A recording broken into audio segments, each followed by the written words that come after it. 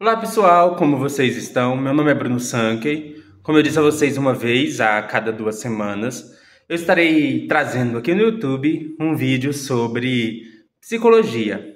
Neste vídeo nós estaremos estudando um conceito da psicanálise, que é o conceito de retorno ao próprio eu. Eu já peço a você que deixe o seu like no vídeo, se inscreva no canal caso ainda não seja inscrito e ative o sininho a fim de receber novas notificações. Quando nós lemos um texto de Freud chamado A Pulsão e Seus Destinos, nós vemos que um dos destinos da pulsão é o retorno ao próprio eu. Na verdade, Freud ele destaca 4 destinos possíveis da pulsão. O primeiro destino, ele vai chamar de recalque, depois ele vai falar da reversão ao seu oposto, depois ele vai falar do retorno ao próprio eu, e em seguida ele vai falar da sublimação. O recalque ele é especial, porque o recalque é a base dos demais. Então o recalque, para que haja reversão ao seu oposto, para que haja retorno ao próprio eu, e para que haja sublimação, é preciso que haja recalque. E o que é recalque? Recalque é um conceito muito confundido da psicanálise, porque muitas pessoas pensam que recalque é repressão. Recalque não é repressão. Recalque é o processo pelo qual uma ideia ou representação é separada de sua pulsão ou conteúdo afetivo acoplado a ela.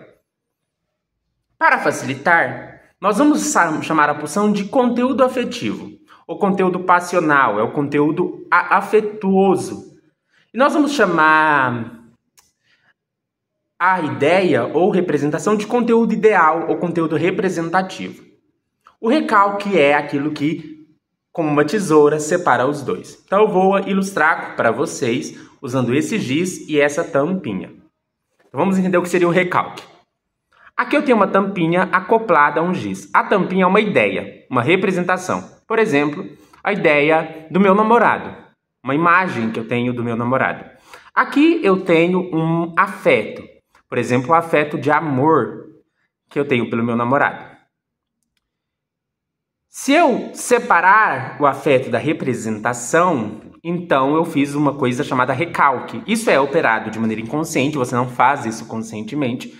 O exemplo do meu namorado não é tão bom, porque geralmente o recalque acontece quando um tipo de sentimento ligado a uma certa ideia, quando alcançar o campo de consciência, pode causar algum desprazer. Então, por exemplo, você é da igreja, é religioso, mas você tem uma ideia, que é a ideia de homem, acoplada a um afeto que é o desejo sexual, o afeto sexual por homens. Mas você sempre aprendeu, você é um homem, você sempre aprendeu que a homossexualidade é algo ruim, algo condenável.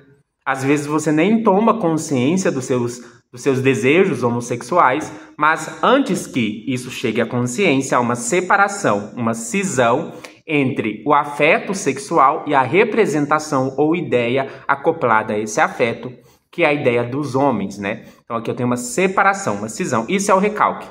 Depois que o recalque acontece, a representação vai ter um destino e o afeto vai ter um outro destino. Geralmente a representação ela vai ser atraída por outras representações que já se encontram recalcadas em seu inconsciente. Então outras representações também foram cindidas do seu afeto. E essas outras representações atrairão essa representação aqui, que irá lá se acoplar, se associar às outras representações que foram recalcadas. A questão que o Freud quer lidar no livro A Pulsão e Seu Destino é pensar essa carga pulsional, essa carga afetiva, o que acontece com ela. Então, o que é a pulsão e seus destinos? Depois do recalque, o recalque é um dos destinos, Um dos destinos da pulsão é esse pelo qual ela é separada da sua ideia ou representação.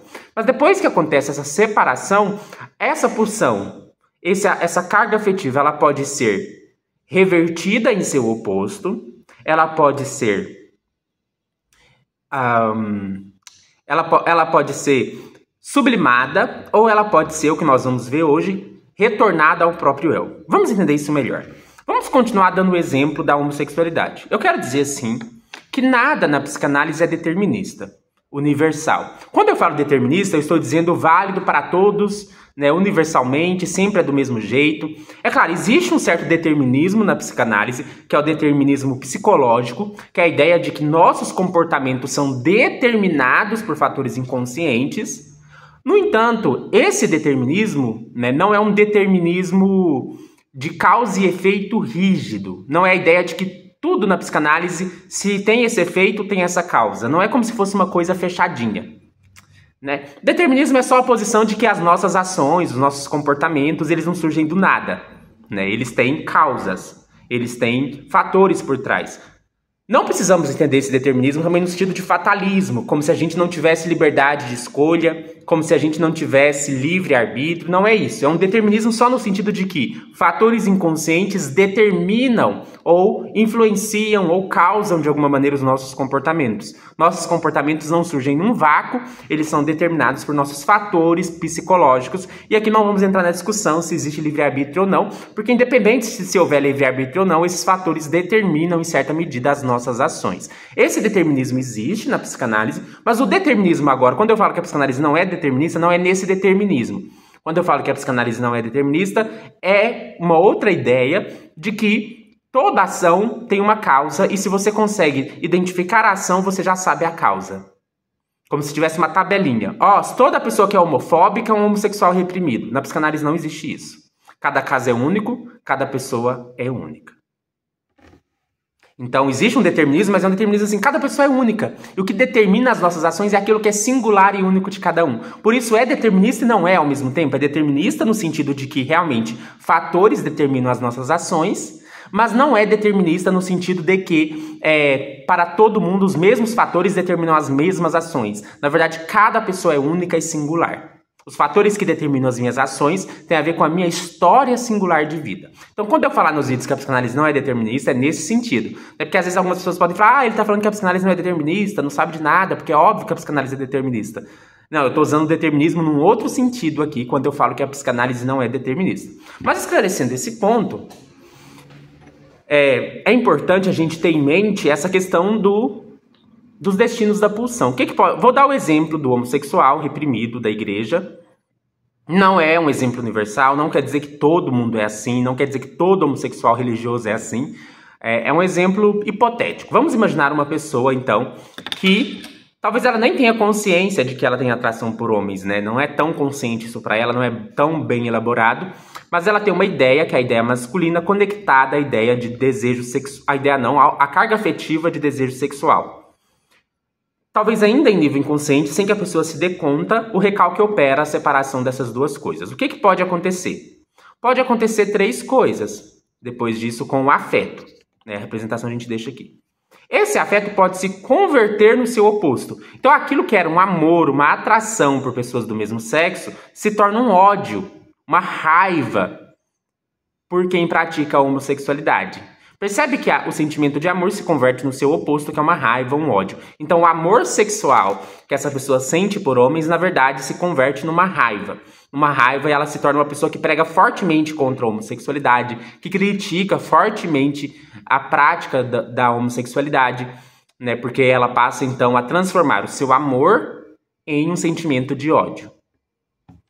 Isso é o que a gente viu, isso a gente chama de reversão em seu oposto.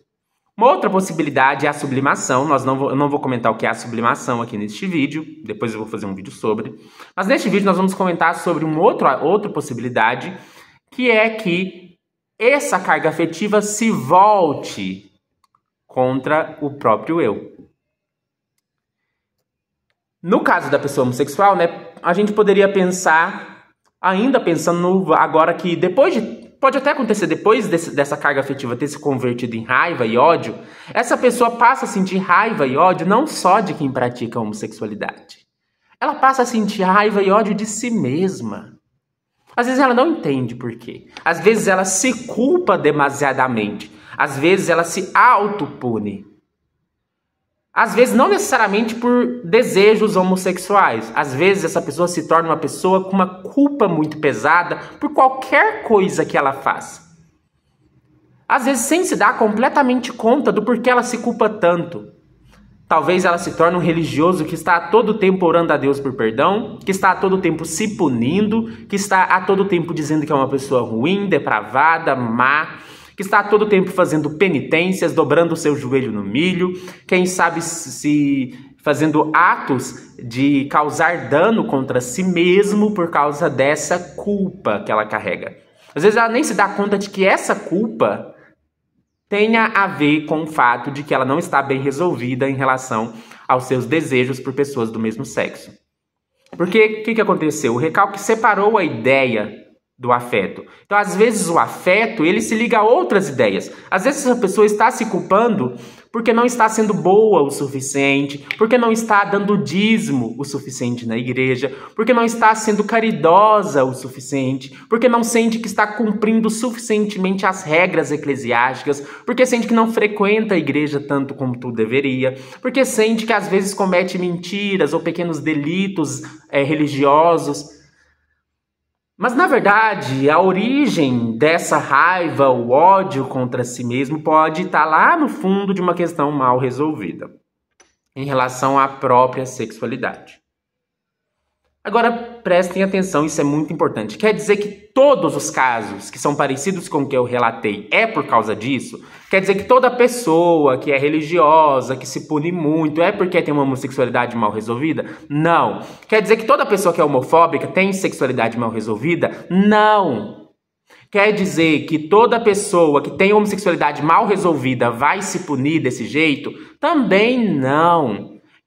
Cada pessoa é única. Eu estou dando um exemplo hipotético, para a gente pensar e entender melhor o conceito.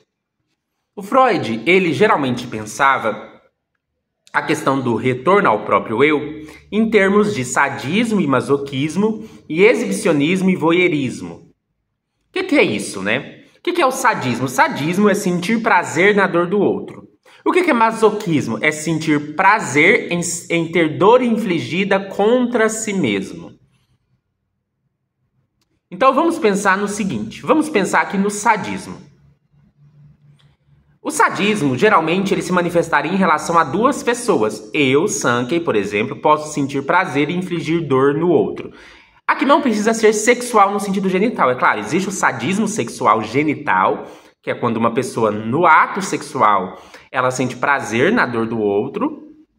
Mas aqui a gente pode pensar o sadismo em geral. Então, por exemplo, quando você assiste um filme de terror ou de suspense, por exemplo, um filme como Jogos Mortais, às vezes a gente está assistindo aquele filme, e vê as pessoas sofrendo e a gente sente um prazer, Isso é normal, não quer dizer que você é um psicopata nem nada disso, mas a gente sente um certo prazer em ver aquelas cenas de sofrimento. Isso é sadismo. O sadismo ele pode ser direcionado contra o outro em várias circunstâncias. Então, assim, eu posso sentir prazer em ver alguém que cometeu um certo crime ser punido. Então, eu sinto prazer.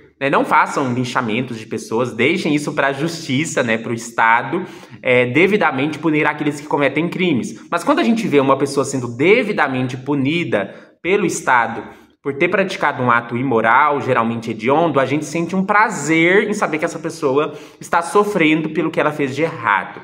Isso é sadismo. Então, sadismo não é questão de moral. Sadismo não é alguma coisa errada. Talvez seja correto sentir prazer em ver uma pessoa que cometeu um ato hediondo ser punida. Existem atos hediondos, A gente pode pensar que vários atos muito hediondos que merecem uma punição muito severa. E a gente sente um certo prazer em ver a justiça sendo feita, não pelas mãos dos civis, mas pelas mãos dos órgãos competentes. Isso significa, então, que o sadismo não necessariamente é algo ruim.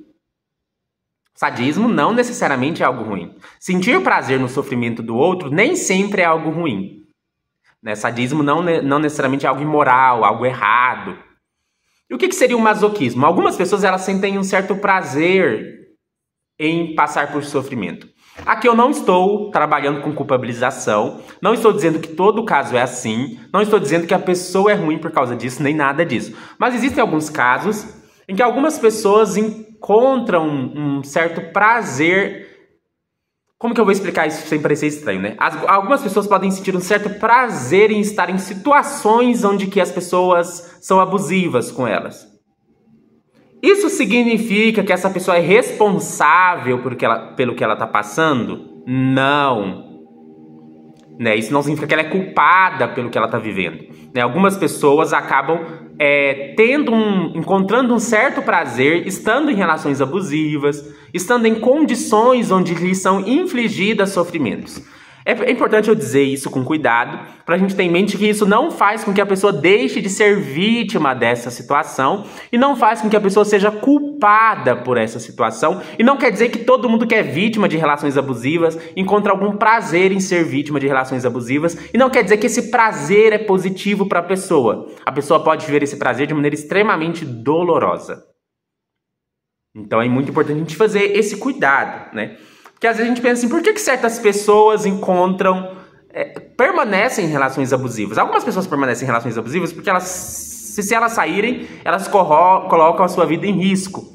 Mas algumas pessoas permanecem em relações abusivas porque essa relação abusiva também lhe dá algum prazer, mas não aqui no sentido de tornar a pessoa culpada, ou tirar o lugar dela de vítima, ou que intencionalmente ela está gostando daquilo. Não é isso. Esse prazer, inclusive, pode ser um prazer extremamente doloroso para a pessoa.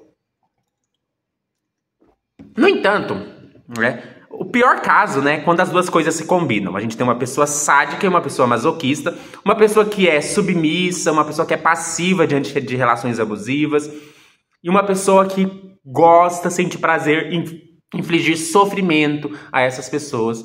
E aqui, quando as duas coisas se juntam, isso pode ser bem complicado. No entanto, no retorno ao próprio eu, o que a gente define retorno ao próprio eu? O eu substitui um objeto independente. Então, vamos lá. Eu, Sankey, sou sadista com, por exemplo, uma outra pessoa. Vamos colocar aqui um tal de João. Sou sadista com ela. O João está numa posição masoquista em relação a mim. O João é independente de mim, ele é um objeto. Objeto na psicanálise não é coisa, né? Objeto é só qualquer outra coisa que não é você. Então, o João é independente em relação a mim. No retorno ao próprio eu, aquilo que é independente se torna eu mesmo. Então, vamos pensar em duas dimensões de mim.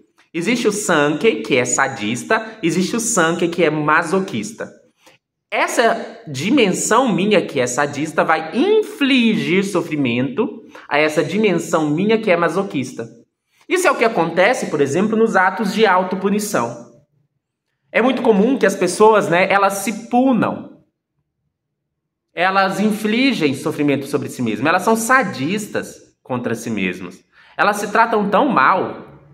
Um outro exemplo, que o Freud coloca é do exibicionismo e do voyeurismo. Existe o exibicionismo no sexo genital, existe o voyeurismo no sexo genital. O que é voyeurismo? É o prazer de ver o outro, de assistir uma relação sexual. O exibicionista, ele tem prazer em mostrar. Então, quando as duas coisas se combinam também, ali há uma combinação por exemplo, duas pessoas fazendo sexo, que sentem prazer que o outro veja, então elas são exibicionistas, e uma pessoa que gosta de assistir essa relação sexual e, portanto, ela é voyeurista.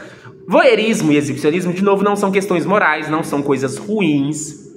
O exibicionismo não é algo ruim, não é algo imoral, nem o voyeurismo é algo ruim ou algo imoral.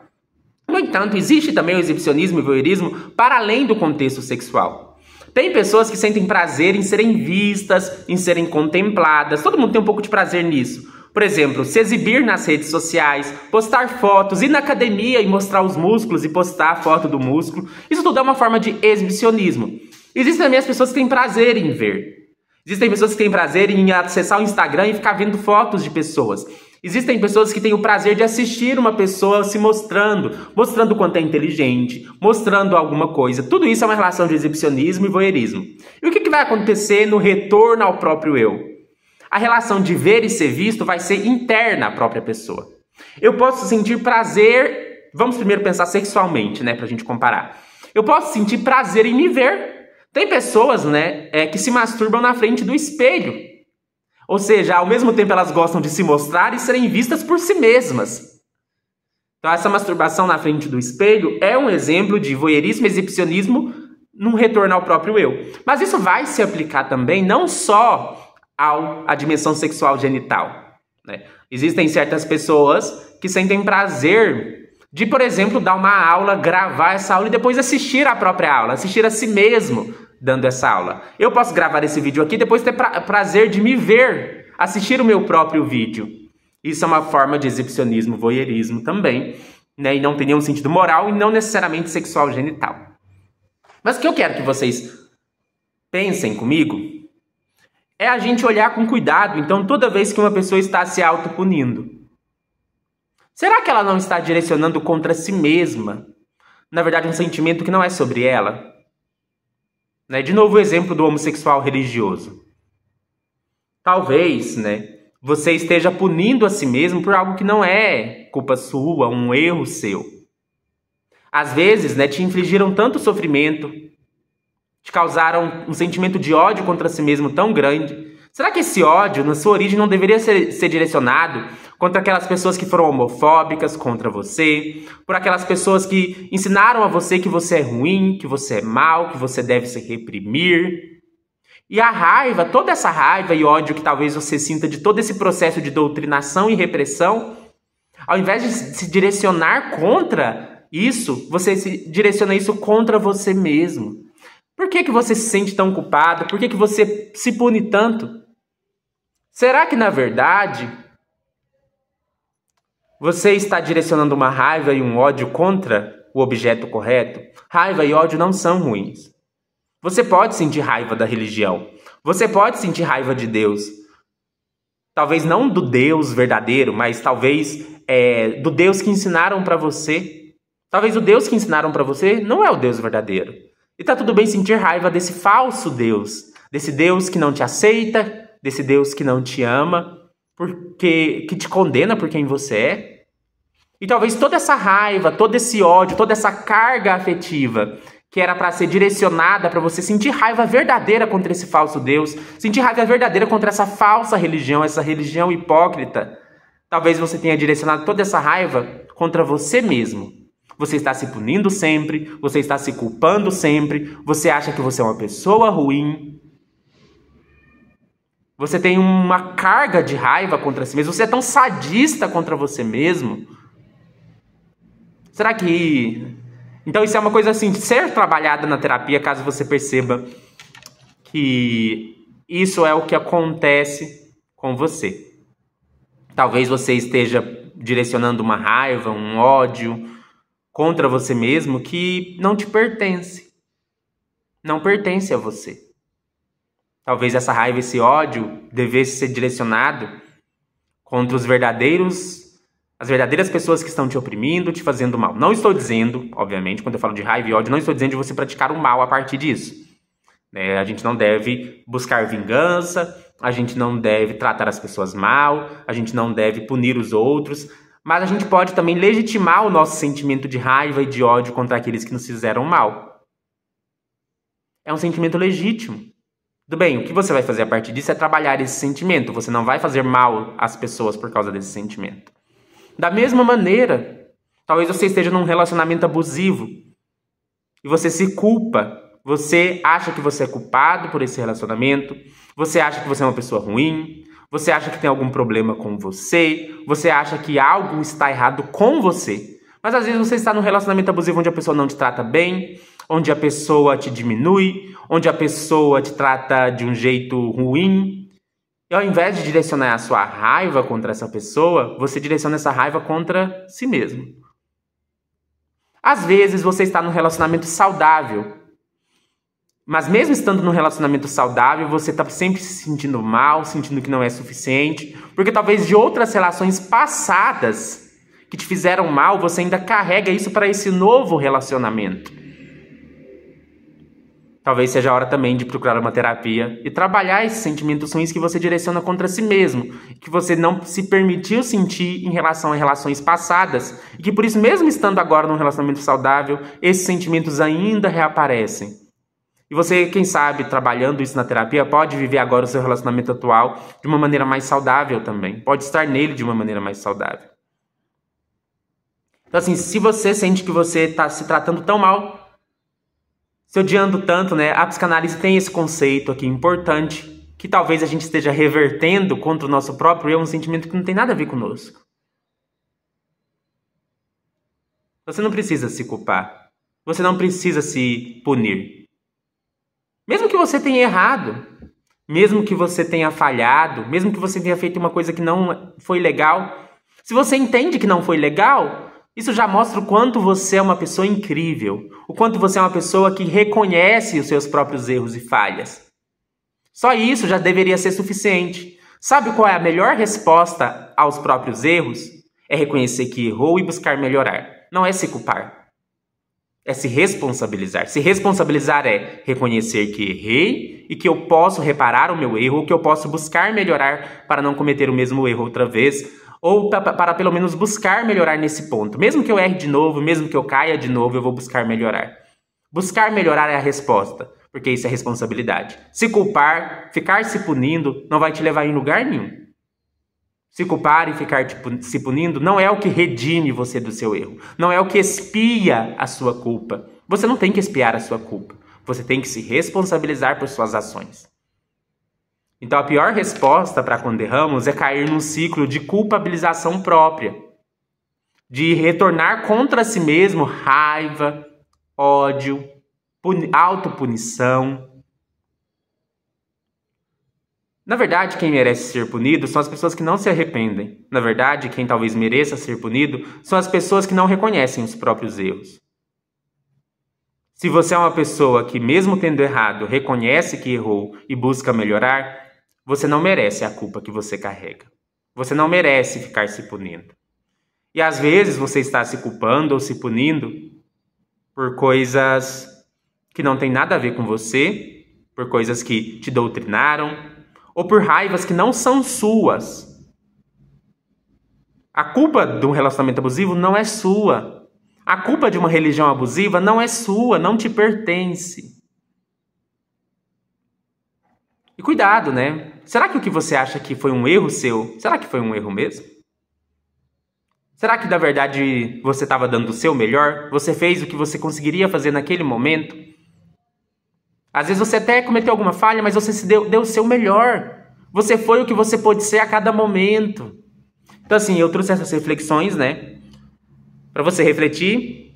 E se essas questões te incomodam muito, buscar uma terapia. E para quem for terapeuta, né, também ficar atento a isso, né? Se uma pessoa não está retornando um sadismo contra o próprio eu. E esse próprio eu, né, sentindo um certo prazer em se punir. Porque, olha que interessante.